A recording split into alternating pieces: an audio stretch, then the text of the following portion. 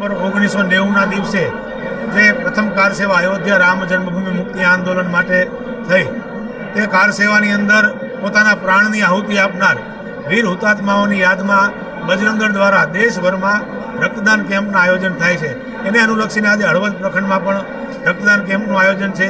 અત્યાર સુધીમાં 125થી વધુ રક્તદાતાઓએ રક્તદાન કર્યું છે અને અવિરત રક્તદાતાનો પ્રવાહ ચાલુ છે.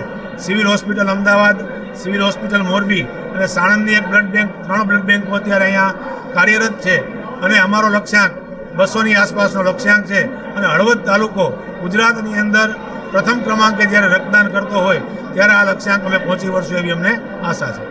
હળવદને આપેલ છે બધા દાતાઓના સહયોગથી. મુખ્ય દાતા યશવિનભાઈ છે, ભવાની ગ્રુપ અમે છીએ, પ્લસ હળવદની 18 વર્ણ માટે ઉપલબ્ધ છે સેવા. એવું નથી કોઈ એક માટે, બધા જ માટે સુવિધા છે અને નજીવા એના જે કંઈ હશે એમાં એ સેવા આપવામાં આવશે.